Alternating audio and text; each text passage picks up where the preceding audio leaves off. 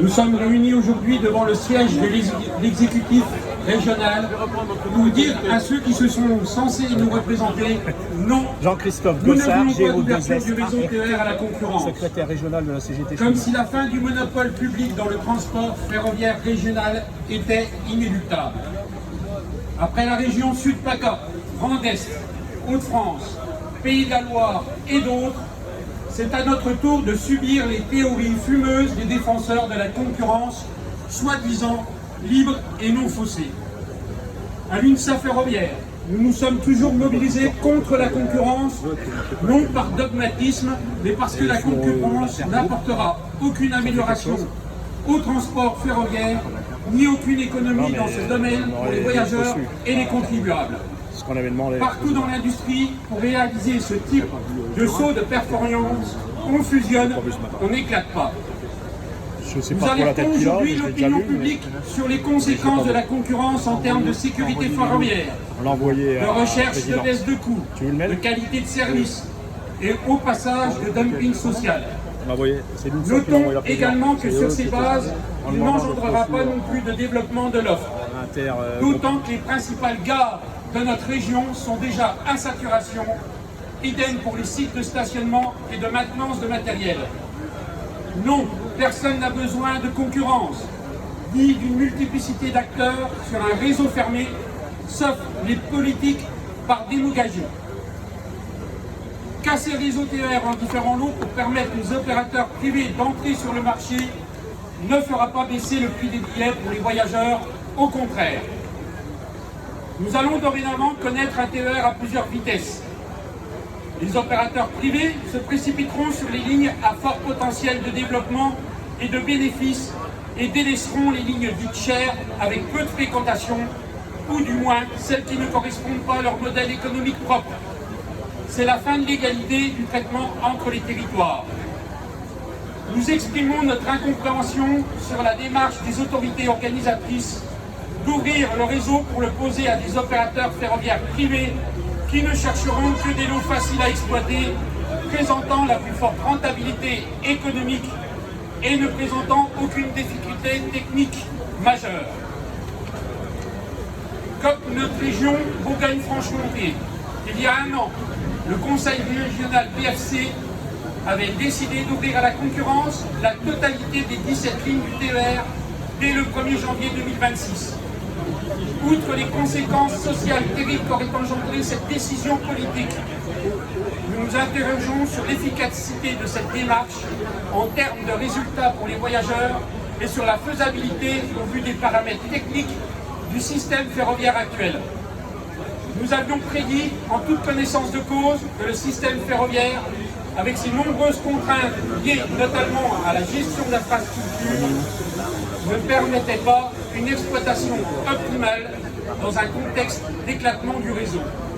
À notre sens, cet effet d'annonce n'a fait qu'ajouter de l'instabilité et de l'anxiété parmi les travailleurs du rail, fortement inquiets pour leur avenir professionnel ainsi que celui de leur entreprise.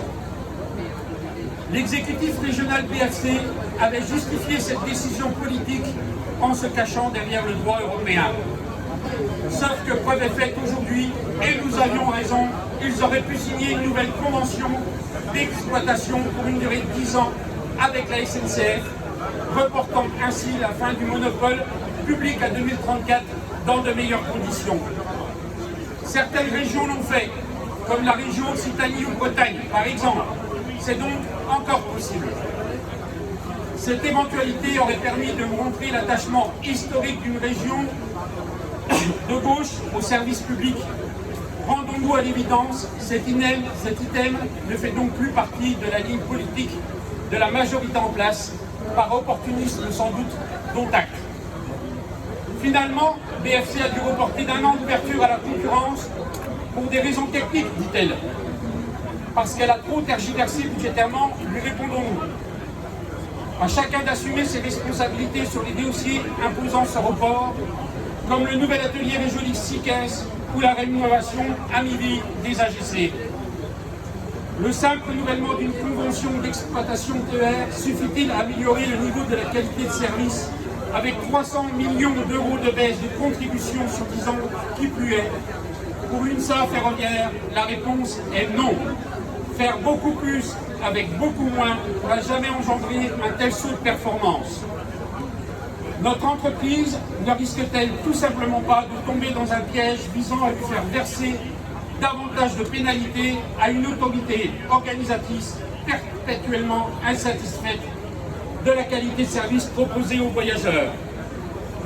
L'UNSA ferroviaire le sait bien, la concurrence améliore mûrement la qualité de service, mais exige toujours plus de sacrifices pour tous en vue de dégager des marges, ce qui ne peut mécaniquement profiter ni aux voyageurs et leurs conditions de travail, ni aux salariés et à leurs conditions de travail.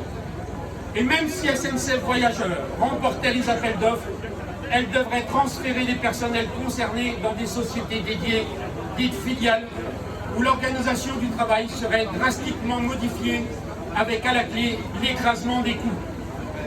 Voilà le réel objectif de l'ouverture à la concurrence.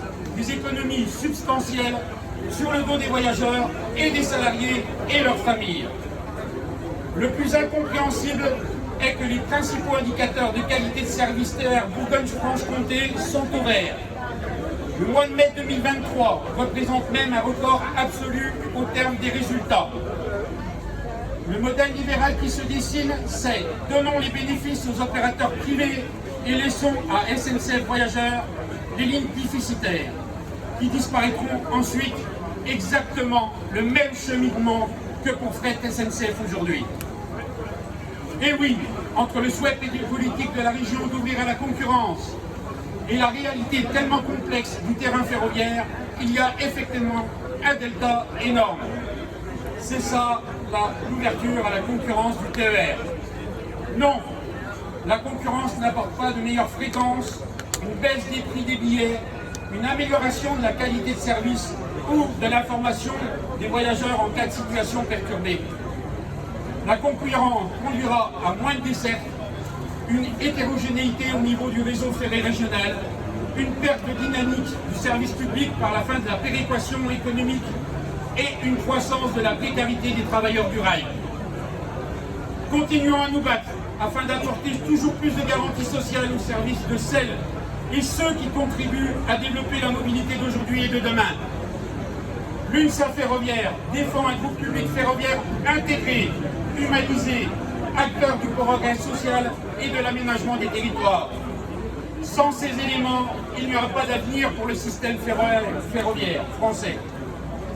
Ce sont les conditions sine qua non pour assurer la sécurité des voyageurs qui ont besoin chaque jour de plus de trains à prix raisonnable et d'une grande qualité de service. Je vous remercie.